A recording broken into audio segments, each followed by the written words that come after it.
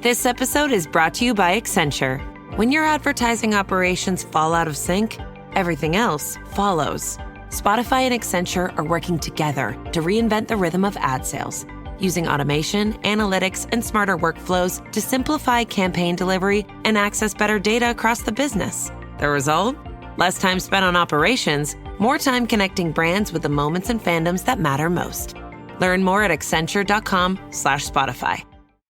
Salut tout le monde, bienvenue au 31e épisode spécial pour les personnes abonnées du podcast. Merci beaucoup, encore une fois, pour votre soutien. Aujourd'hui, je réponds à 5 personnes.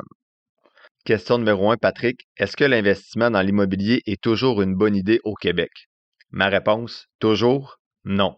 Ça dépend de tes intérêts, de ton temps, de l'argent que tu as disponible. L'avantage de l'immobilier, c'est qu'au lieu de faire 8% sur 50 000, ben, tu peux faire 8% de 250 000 avec l'effet de levier. Est-ce que c'est une bonne idée par contre? Oui. Tant que l'argent sort de tes... En fait, tant que l'argent sort de tes poches pour investir dans des actifs, pour moi, c'est pas une mauvaise idée. Donc, investir dans l'immobilier, investir en bourse, c'est une bonne idée parce que tu investis dans des actifs. Contrairement à la bourse, si tu as un FNB, l'immobilier va toutefois nécessiter là, que tu fasses bien tes devoirs pour t'assurer une rentabilité adéquate et tu dois gérer tes locataires. Donc, l'immobilier n'est pas 100% passif, sauf si tu fais affaire avec une compagnie de gestion.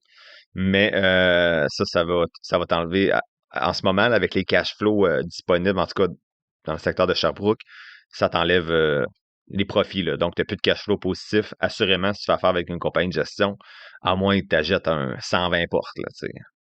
Donc, si l'immobilier t'intéresse, c'est toujours une bonne chose, je pense, d'investir dans l'immobilier. Mais je ne suis pas l'expert de l'immobilier au Québec, loin de là. Donc, peut-être qu'en ce moment, ce n'est pas un bon moment d'investir dans l'immobilier. Mais si on regarde de long terme, je pense que c'est toujours un type d'actif qui peut être intéressant.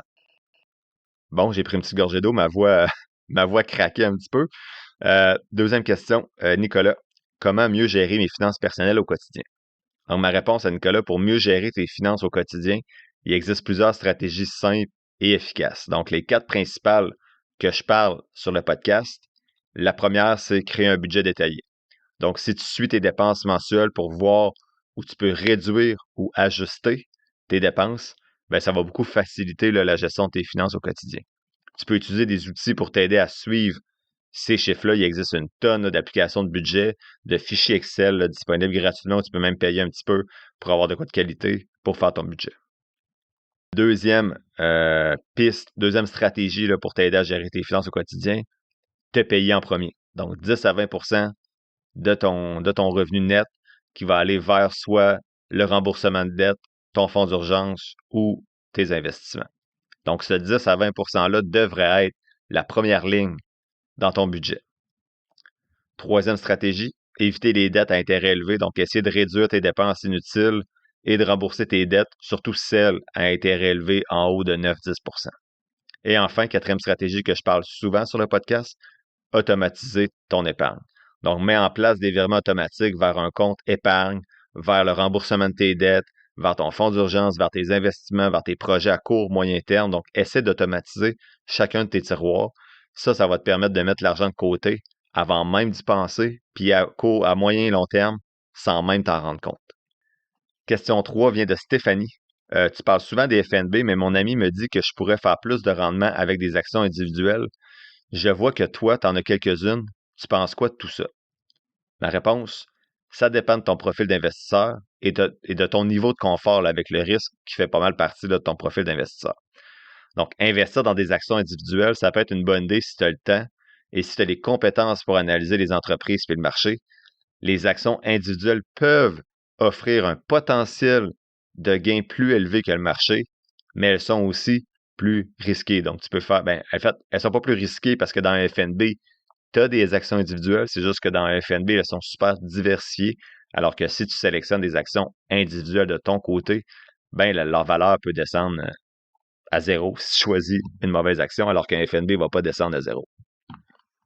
Donc, si tu préfères une approche plus diversifiée, plus simple, les FNB, pour moi, c'est pour ça que j'en parle souvent, c'est le meilleur choix.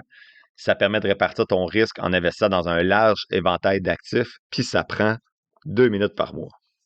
Donc, ma réponse ultime, pour 95% des gens, c'est une statistique là, que je sors de ma tête, là, les FNB seraient selon moi la voie à utiliser. Je devrais l'utiliser à 100% aussi, mais j'ai trop de fun à analyser les compagnies. Ce que je trouve dommage, c'est que ton ami te dit que tu pourrais faire de meilleurs rendements avec des actions individuelles, mais les statistiques montrent pourtant que tu as plus de chances de faire pire que le marché en utilisant cette stratégie-là. Tu vas te sentir comment si tu mets 15 heures par mois à analyser les actions, en sélectionner, en acheter, en vendre, puis finalement, quand tu te rends compte sur 5-10 ans que tu as fait 2-3% en bas de ton FNB de référence, ça, c'est à toi de voir si c'est du temps bien investi. Question 4 de Mélanie. Bonjour, j'ai 35 ans et je suis dans une situation où j'ai pas beaucoup de dettes, mais je suis pas non plus une grande épargneuse. Je commence à penser à ma stabilité financière à long terme, mais je trouve que c'est difficile de savoir par où commencer. Mon conjoint et moi, on a un bon revenu combiné, mais on a aussi des dépenses mensuelles assez élevées. Outre avec nos employeurs, on n'a rien comme investissement. Est-ce qu'il existe une méthode simple pour mieux gérer nos finances et commencer à épargner sérieusement? Salut Mélanie, tu demandes une méthode simple. Je sais pas si ce que je vais te dire c'est simple, mais en tout cas, ça devrait être efficace. Donc, d'abord, là, c'est génial que tu commences à réfléchir à ta stabilité financière à long terme. Il n'est jamais trop tard là, pour prendre de bonnes habitudes. Voici là, quelques étapes, bon, peut-être simples là, entre guillemets, qui pourraient t'aider à mieux gérer tes finances et commencer à épargner un peu plus sérieusement. 1. Analyser vos dépenses. Donc, le premier pas, puis c'est peut-être le plus simple, mais aussi le plus compliqué, c'est de dresser un bilan là, de vos dépenses mensuelles parce que tu dis que vous avez des dépenses élevées.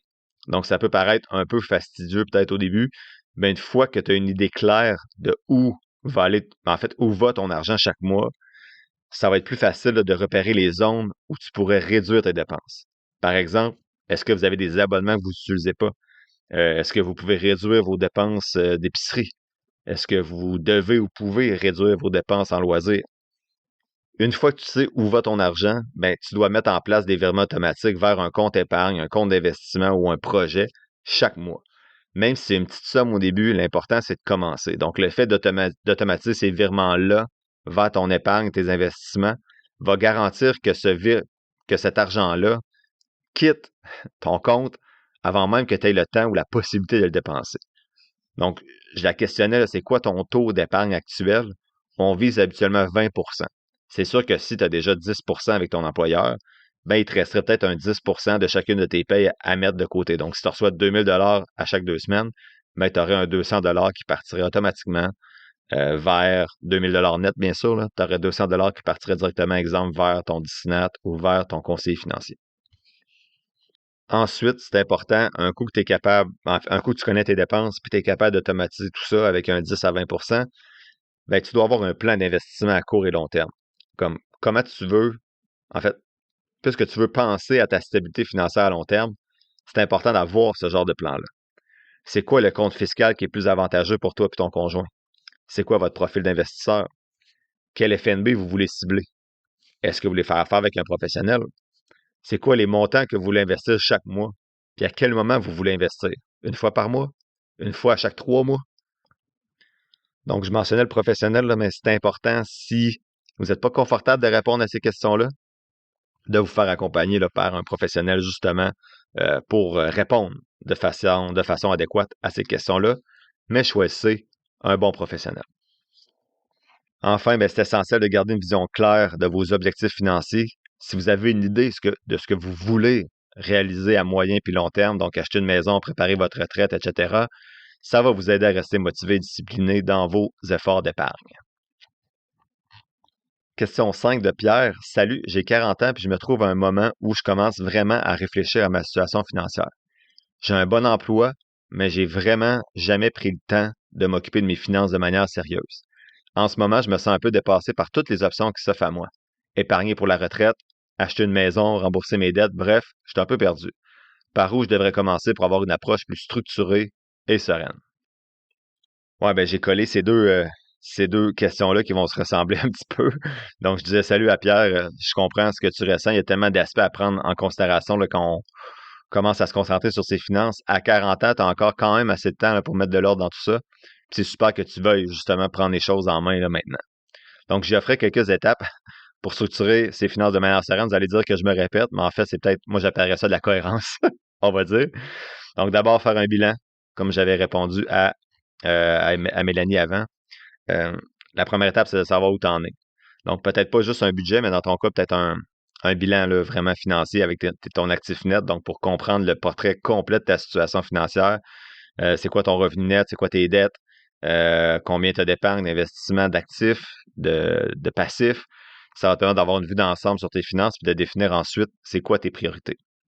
Ensuite, bien sûr, si tu as des dettes à intérêts élevés, il faut clairer ça, tes cartes de crédit, parce que ce coût d'intérêt-là, des dettes élevées, ça peut rapidement devenir un frein là, pour tous tes autres projets qui vont suivre. Bon, puis après, c'est l'ordre d'opération des surplus. Là. Tu sais, souvent, c'est payer tes impôts, rembourser tes dettes à intérêts élevés. Si tu as des enfants, remplir le REER. Si tu as un REER collectif ou un fonds de pension avec l'employeur, c'est le maximiser au complet. Et ensuite, là, tu commences à réfléchir à REER, CELI, CELIAP. Donc, tu vas épargner soit pour la retraite ou des projets long terme. Puis ça, en fait, j'ai oublié le fonds d'urgence aussi. Il faut que ton fonds d'urgence soit rempli avant avec le REER collectif, le REE, les impôts, les dettes élevées.